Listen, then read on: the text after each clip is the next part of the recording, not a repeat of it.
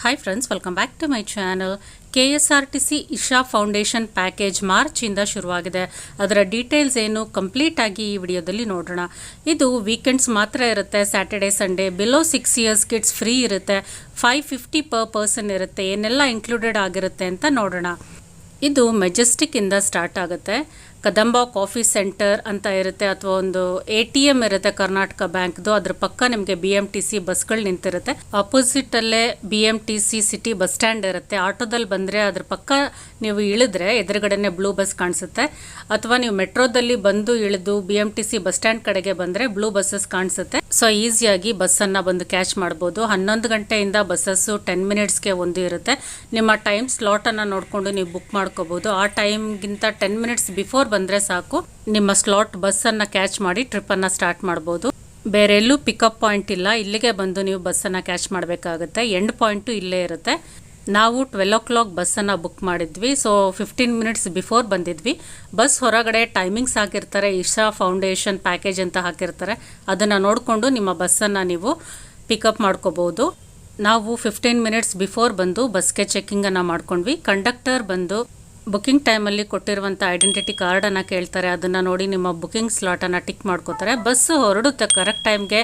ಅಲ್ಲಿಂದ Nandi hills foot ಸ್ಟೆಪ್ಸಲ್ಲಿ ಇರುವಂಥ ಕಣಿವೆ ಬಸವಣ್ಣನ ಟೆಂಪಲ್ಗೆ ಫಸ್ಟ್ ವಿಸಿಟನ್ನು ಕೊಡ್ತಾರೆ. ಸೊ ಇಲ್ಲಿ ನಿಮಗೆ 20 ಮಿನಿಟ್ಸ್ ಟೈಮನ್ನು ಕೊಡ್ತಾರೆ. ದೇವಸ್ಥಾನವನ್ನು ವಿಸಿಟ್ ಮಾಡ್ಕೋಬೋದು. ದೇವಸ್ಥಾನ ಚಿಕ್ಕದಾಗಿದೆ, ಬಟ್ ತುಂಬ ಚೆನ್ನಾಗಿದೆ, ಬ್ಯೂಟಿಫುಲ್ ಆಗಿದೆ. ನಂದೀಶ್ವರನ ವಿಗ್ರಹ ಅಂತೂ ಸೂಪರ್ಬ್ ಆಗಿದೆ. ಇಲ್ಲಿ ನೀವು 20 ಮಿನಿಟ್ಸ್ ಟೈಮನ್ನು ಸ್ಪೆಂಡ್ ಮಾಡಿಕೊಂಡು ಹೊರಗಡೆ 2-3 ಸ್ನ್ಯಾಕ್ ಅಂಗಡಿಗಳಿರುತ್ತೆ. ಚುರುಮುರಿ, ಸೌತೆಕಾಯಿ, ಚಕ್ಲಿ, ನಿಪ್ಪಟ್ಟು, ನಿಮಗೆ ಬೇಕಾಗಿರೋದನ್ನು ಕೊಂಡುಕೊಂಡು ತಿಂದು ಮುಂದುವರಿಬೋದು. ಇಲ್ಲಿಗೆ ರೀಚ್ ಆಗೋಷ್ಟೊತ್ತಿಗೆ 1:30 ಮಧ್ಯಾಹ್ನ ಆಗಿತ್ತು. ಸೊ ಕೆಲವರು ಇಲ್ಲಿ ಚುರುಮುರಿ, ಸೌತೆಕಾಯಿ, ಕಡಲೆ ಬೀಜ ಈ ರೀತಿ ಅಂಗಡಿಗಳಿದೆ, ತಗೊಂಡು ತಿಂತಾಯಿದ್ರು. ಇಲ್ಲಿಂದ ನಾವು ನೆಕ್ಸ್ಟ್ ಹೋದಂಥ ಸ್ಟಾಪು ನಂದಿ ವಿಲೇಜಲ್ಲಿರುವಂಥ ಭೋಗನಂದೀಶ್ವರ ದೇವಸ್ಥಾನ. ಇದೊಂದು ಪುರಾತನವಾದ ದೇವಸ್ಥಾನ. ಕರ್ನಾಟಕದಲ್ಲೇ ತುಂಬ ಪುರಾತನವಾದ ದೇವಸ್ಥಾನಗಳಲ್ಲಿ ಇದೊಂದು. ಇದು 9ರಿಂದ 10ನೇ ಶತಮಾನದ ಒಳಗಡೆ ನಿರ್ಮಿತವಾದ ದೇವಸ್ಥಾನ. ಇದೊಂದು ಟ್ವಿನ್ ಟೆಂಪಲ್ಸ್ ಅಂತ ಹೇಳ್ಬೋದು. ಒಳಗಡೆ ಅರುಣಾಚಲೇಶ್ವರನ ದೇವಸ್ಥಾನ, ಭೋಗನಂದೀಶ್ವರನ ದೇವಸ್ಥಾನ, 2 ದೇವಸ್ಥಾನಗಳಿದೆ. ತುಂಬ ಬೃಹದಾಕಾರವಾದ, ವಿಶಾಲವಾದ, ಒಳ್ಳೆ ಆರ್ಕಿಟೆಕ್ಚರ್ ಇರುವಂಥ ದೇವಸ್ಥಾನ ಇದು. ತುಂಬ ಚೆನ್ನಾಗಿದೆ. ಇದನ್ನು ನೋಡೋಕ್ಕೆ ಮಿನಿಮಮ್ 1 hour ಬೇಕಾಗುತ್ತೆ. ನಮಗೆ ಅಷ್ಟು ಟೈಮಿಂಗನ್ನು ಕೊಟ್ಟಿದ್ದರು. ಸೊ ತುಂಬ ಚೆನ್ನಾಗಿದೆ ದೇವಸ್ಥಾನ. ನಿಧಾನವಾಗಿ ನೋಡಿಕೊಂಡು ಹೋಗ್ಬೋದು. ಒಳಗಡೆ ಒಂದು ಕಲ್ಯಾಣಿನೂ ಸಹ ಇದೆ. ಅದರೊಳಗಡೆ ಎಂಟ್ರಿ ಕೊಡಲಿಲ್ಲ. ಸೊ ಅರುಣಾಚಲೇಶ್ವರಂದು, ಭ್ರಮರಾಂಬದು ಮತ್ತು ಭೋಗನಂದೀಶ್ವರನ ವಿಗ್ರಹಗಳನ್ನು ಒಳಗಡೆ ನೋಡ್ಬೋದು. ಶಿವ ಪಾರ್ವತಿಯರ ವಿಗ್ರಹ ಸಹ ಇದೆ. ದೇವಸ್ಥಾನದ ಗರ್ಭಗುಡಿಯಲ್ಲಿ ವಿಡಿಯೋ ಫೋಟೋಗ್ರಫಿ ಅಲ್ಲೋ ಇಲ್ಲ. ಸೊ ಇದು ಹೊರಗಿನ ಪ್ರಿಮೈಸಸನ್ನು ತೊಗೊಂಡಿದ್ದೀನಿ. ತುಂಬ ವಿಶಾಲವಾಗಿದೆ. ಹೋದಂಥ ಟೈಮಲ್ಲಿ ನಮಗೆ ತುಂಬ ಚಿಲ್ಲಾಗಿತ್ತು ವೆದರು.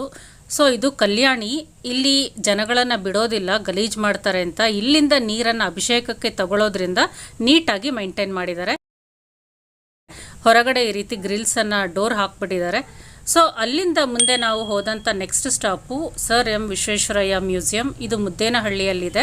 ಸರ್ ಎಂ ವಿಶ್ವೇಶ್ವರಯ್ಯನವರು ವಾಸವಾಗಿದ್ದ ಮನೆ, ಅವರು ಹುಟ್ಟಿದಂಥ ಊರು, ಪ್ರತಿಯೊಂದನ್ನು ಇಲ್ಲಿ ನೋಡ್ಬೋದು. ಸಮಾಧಿ ನೋಡ್ಬೋದು. ಮ್ಯೂಸಿಯಮಲ್ಲಿ ಸ್ಟ್ರಿಕ್ಟಾಗಿ ವಿಡಿಯೋ ಫೋಟೋಗ್ರಫಿ ಅಲ್ಲೋ ಇಲ್ಲ.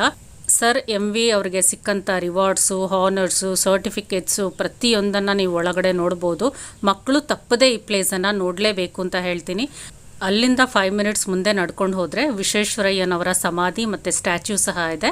ಪ್ಲೇಸನ್ನು ತುಂಬ ಚೆನ್ನಾಗಿ ಆರ್ಕಿಯಾಲಜಿಕಲ್ ಡಿಪಾರ್ಟ್ಮೆಂಟ್ ಅವರು ಮೇಂಟೈನ್ ಮಾಡಿದ್ದಾರೆ. Pride of Karnataka sir MV ಅವರ ಜಾಗವನ್ನು ಮಕ್ಕಳಿಗೆ ತಪ್ಪದೆ ತೋರಿಸಿ ವಿವರಣೆಯನ್ನು ಕೊಡಬೇಕು. ನೆಕ್ಸ್ಟು ಅಲ್ಲಿಂದ ಮುಂದೆ ಒಂದು 2:33 ಅಷ್ಟೊತ್ತಿಗೆ ಲಂಚ್ ಬ್ರೇಕನ್ನು ಕೊಡ್ತಾರೆ. ಲಂಚ್ ಬ್ರೇಕಲ್ಲಿ ಎಕ್ಸ್ಪೆನ್ಸಸ್ ನಮ್ಮದೇ ಆಗಿರುತ್ತೆ. ಈ ಒಂದು ಹೋಟೆಲಲ್ಲಿ ಒಂದು 20 to 30 ಮಿನಿಟ್ಸ್ ಸ್ಟಾಪ್ ಕೊಡ್ತಾರೆ.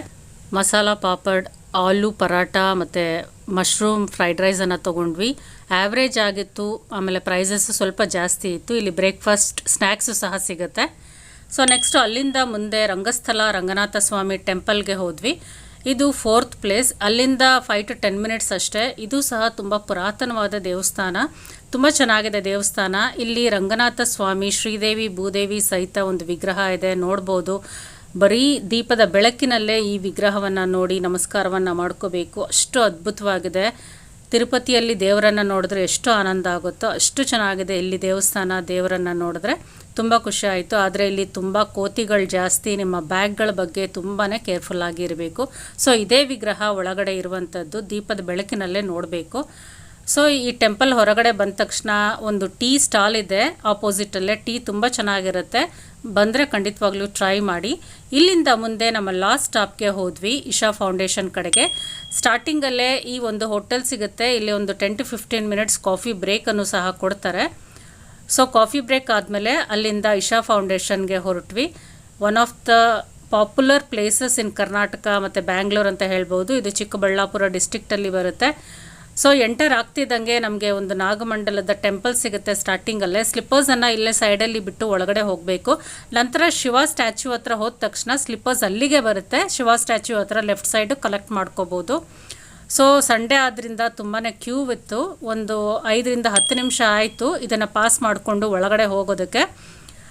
ನಾಗಮಂಡಲ ಮುಗಿಸ್ಕೊಂಡು ಬರ್ತಾ ಇದ್ದಂಗೆ ನಮಗೆ ಬೃಹತ್ ಒಂದು ಸ್ಟ್ಯಾಚ್ಯೂ ಕಾಣಿಸುತ್ತೆ. ತುಂಬ ಅದ್ಭುತವಾಗಿದೆ. ಮುಂಚೆ ನೋಡದೇ ಇರೋರು ಫಸ್ಟ್ ಟೈಮ್ ನೋಡಿದ್ರೆ ಅಂತೂ ಗೂಸ್ ಬಂಪ್ಸ್ ಎದ್ದು ನಿಂತ್ಕೊಳ್ಳುತ್ತೆ, ಅಷ್ಟು ಅದ್ಭುತವಾಗಿದೆ ಈ ಒಂದು ಸ್ಟ್ಯಾಚ್ಯೂ. ನಾವು ಬಂದಾಗ ಇಲ್ಲಿ 6 ಗಂಟೆ ಆಗಿತ್ತು.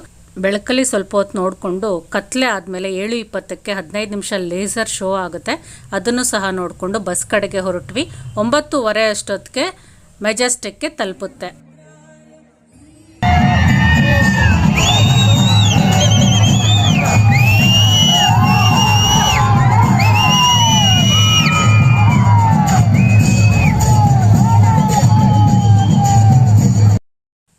ಲೇಸರ್ ಶೋ ತುಂಬ ಅದ್ಭುತವಾಗಿತ್ತು, ಖಂಡಿತವಾಗ್ಲೂ ಮಿಸ್ ಮಾಡದೆ ಪ್ರತಿಯೊಬ್ಬರು ನೋಡಬೇಕು ಅಂತ ಹೇಳ್ತೀನಿ. ಸೊ ಇದು ಬುಕ್ಕಿಂಗ್ ಮಾಡ್ಕೊಳ್ಳೋದು ಹೇಗೆ ಅಂತ ನೋಡೋಣ.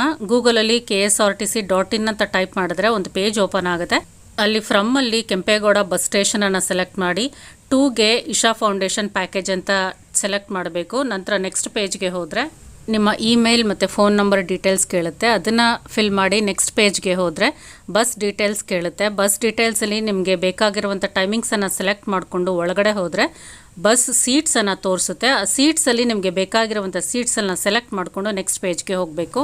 ನಂತರ ಪ್ಯಾಸೆಂಜರ್ಸ್ ಡೀಟೇಲ್ಸನ್ನು ಫಿಲ್ ಮಾಡಬೇಕು. ನಂತರ ಪೇಮೆಂಟ್ ಮೋಡ್ಗೆ ಹೋಗುತ್ತೆ. ಪೇಮೆಂಟನ್ನು ಮಾಡಿದ್ರೆ ನಿಮಗೆ ಟಿಕೆಟ್ ಅನ್ನೋದು ನಿಮ್ಮ ಇಮೇಲ್ಗೆ ವಾಟ್ಸಪ್ಗೆ ಕಳಿಸ್ತಾರೆ. ಡೌಟ್ಸ್ ಇದ್ದರೆ ಕಮೆಂಟ್ ಸೆಕ್ಷನಲ್ಲಿ ಕೇಳ್ಬೋದು, ರಿಪ್ಲೈ ಮಾಡ್ತೀನಿ. Thank you for watching my video. Take care, see you, bye.